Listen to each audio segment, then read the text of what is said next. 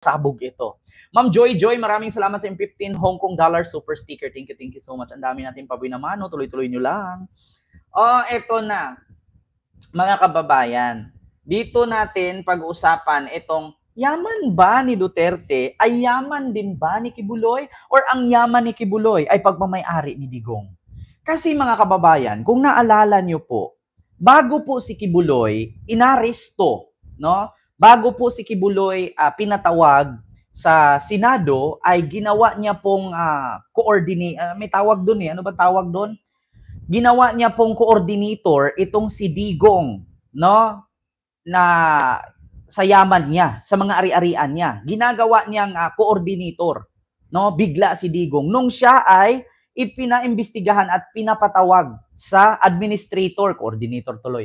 Administrator, sorry po, nagkamali lang. Administrator.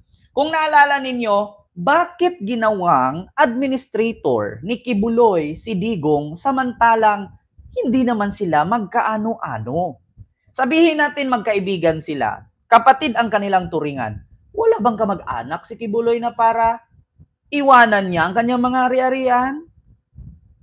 Ngayon ang tanong mga kababayan. Ma'am Arlene, Miguel, shoutout. Ma'am Mirian, kay Ma'am Gandara, Ma'am Cathy, hello po.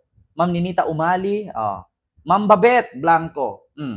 Wala bang kamag-anak si Kibuloy na pwedeng pag-iwanan niya ng kanyang mga ari-arian at kung bakit si Duterte pa ang ginawa niyang administrator?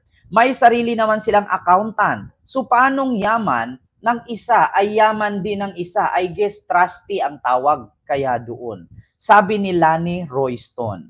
Hindi ba po pwedeng ang yaman ni Kibuloy ay kayamanan ni Digong? Kasi magtaka kayo, bakit ginawang administrator ni Kibuloy si Digong samantalang may kamag-anak naman si Kibuloy?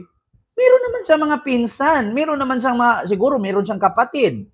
'Di ba? Baka nga kasi ganito explain ko sa inyo. Yun kasing mga religious group kasi mga kababayan. Oy, Ma'am Brinda Barton, maraming salamat sa yung $20. Nako, thank you so much po, napalipad. Alam niyo sa totoo lang, kapag sinabi kasi nating relihiyon mga kababayan, walang taxes yan.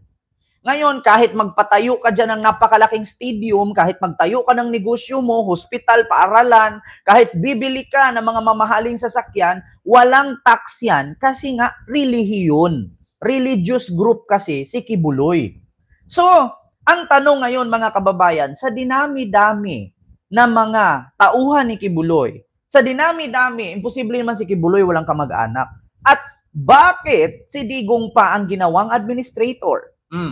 Eto ngayon, mga kababayan, meron tayong ipapakita sa inyo na mismong si Senador Antonio Trillanes at si Arturo Las Cañas nagsabi na yun daw mga eroplano ni Kibuloy ay eroplano daw yan ni Digong. Ayun, nako, Ma'am Romana, maraming salamat sa $25 Hong Kong super sticker. Thank you so much. So ito na mga kababayan. Pakinggan natin ito Siyempre, i-open muna natin ito. I-open ko lang mga kababayan. Wait lang. Ito po ang aking conclusion dyan. Yan. Ulitin ko Ganun po ang aking conclusion dyan based sa aming investigasyon at pagpo-profile. Hindi ito susulpot lang ng parang na administrator siya kung wala siyang interest dyan. Kasi kung ikaw may-ari ka ng iba't ibang properties of all the people sa Pilipinas, si Duterte pa yung gagawin mo na administrator, di ba? Ano yan? Yung mga ganyang godfather type na pag-uugali, aangkinin yung property mo. Pero, unless sa kanya naman to begin with, no?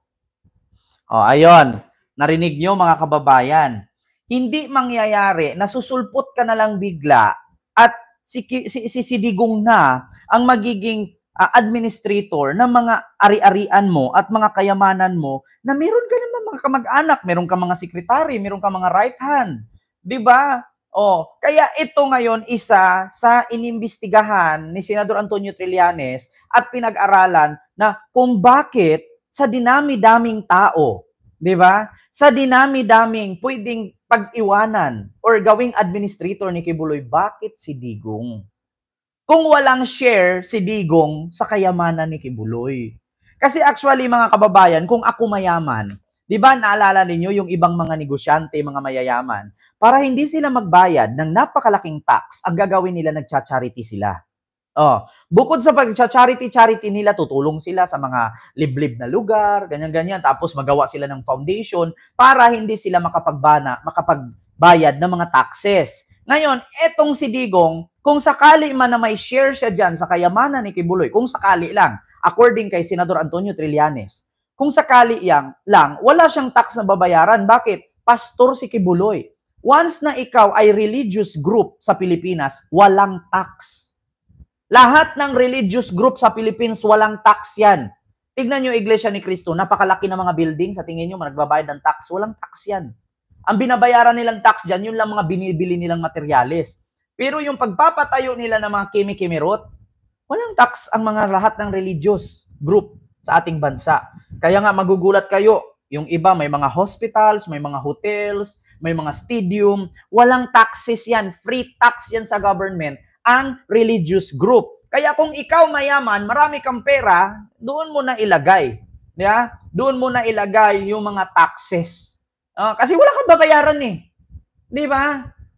Mga walang tax. Kaya ngayon, pwede, halimbawa ako, presidente ako sa Pilipinas, pwede kong gawing pastor, o halimbawa, ito, may kaibigan akong kakilalang pastor, halimbawa, gagawin ko si Kenry, gagawin ko siyang kasi pastor siya. Ito, sabihin mo, sa iyo ito, pagmamayari mo ito, magpapatayo ako 5 mansyon, bibili ako ng kalupaan, para hindi ako singilan ng tax, ikaw ang maghawak kasi pastor ka, at sabihin mong sayo yan. Hindi ka naman iimbestigahan at questionin yan, kasi pastor ka na. Walang taxes ang mga religious group. Ang tanong ngayon, sa dinami-daming tao, bakit si Digong pa ang ginawang administrator ni Kibuloy? At bukod dyan, mga kababayan, ito pakinig ko sa inyo ha, mga kababayan, ito. Inanunsyo ng Sunshine Media Network International o SMNI sa pamamagitan ng kanilang post sa X account kahapon ang pagtatalaga kay dating Pangulong Rodrigo Duterte bilang administrator ng mga ari-arian ng Kingdom of Jesus Christ o KOJC ni Apollo Kibuloy. Walang ibang detalyeng ibinigay ang SMNI. Ngunit si Duterte ay kilalang malapit na kaibigan ni Kibuloy na siya rin spiritual advisor ng dating Pangulo. Hindi naman ikinagulat ni former Presidential Advisor for Political Affairs Ronald Llamas ang balitang ito. Dati kasi sinabi na ni Digong, no? Si Digong mismo nagsabi siya. Alam mo yan si Kibuloy, pag may bibilin siyang isang bagay, dinodoble niya para yung kalahati ibibigay sa akin. So ibig sabihin, yung kanilang bituka nakatali sa isa't isa, lalo na sa usapin ng kayamanan. No? Kaya hindi nakakagulat na siya yung huling administrator. Ayon pa kay Llamas, kung sakaling magkaroon man ng malaking problema si Kibuloy, ay ang dating Pangulo na ang bahala sa kanyang mga ari-arian. At pwede lang habol nila para may chilling effect sa mga mag-aambisyon na makiagaw sa kanyang kayamanan. No? Malaking tanong din para kay dating Presidential Advisor kung may buwis ba ang mga pag-aari ni Kibuloy. Dahil dapat binibuwisan yan eh. No? Kaya mga kayamanan. Resina, UNTV News and Rescue. Diyos ang aming sandigan, serbisyo publiko ang aming pinahahalagahan. Alam nyo na, mga kababayan. Okay, OJC ni Apollo Kibuloy. Walang ibang detalyeng ibinigay ang SMNI. Alam nyo na, mga kababayan, na kapag religious kasi, tax exempted yan. So ngayon, ang tanong mga kababayan, ngayon, katulad niyan, syempre, kapag nahatulan si Digong sa ICC at syempre ipipris ngayon ng AMLAC at ng ICC ang ari-arian niya, madadali yung kay Kibuloy. Bakit? Kasi si Digong ang iniwang administrator ni Kibuloy. Ngayon, syempre ipipris ang mga account ni Digong ngayon, madadamay. Yung ari-arian di ba? Ni Kibuloy. Trustee ang tawag namin dito kung ipaalaga niya ang kanyang asset sa isang tao, may tax din. Sabi ni Lani Royston. Di ba? Paano yan? Nakakulong na din si PRRD. Sabi ni Ma'am Venny. Hindi, kasi balita ko pa naman, mga kababayan, narinig ko lang na may possibility daw na kapag nahatulan si Digong at napatunayan na nagkasala talaga siya dyan sa pagkakulong niya sa ICC at sa crimes against humanity, may possibility na ang kanyang mga asset at mga ari-arian ay ipipraise. At kukunin nga daw yung iba at ibigay nga daw sa mga biktima ng extrajudicial killings at war on drugs. Di ba? Ngayon, mga kababayan, nakakagimbal, nakakagulat ba? Konektado na, dugtong-dugtong na, kasama na. Eto na nga ang sinasabi nila na grabe naman. Lahat ng kasinungalingan, dating kwentong barbero at sabi lang ng sundalong kanin, nagkatotoo. Imposible naman kayong mga dipogang DDS dyan. Hindi pa rin kayo maniniwala. Di ba? Naku, mga kababayans. Ay, ewan ko lang. So dito naman tayo, mga kababayan, tapos na tayo dyan sa yaman ni Duterte na hawak ni Kibuloy, or ang yaman ni Kibuloy ay yaman din ba ni Digong? Nagtatanong lang kasi isa yan sa iniimbestigahan ni Senador Antonio Trillanes.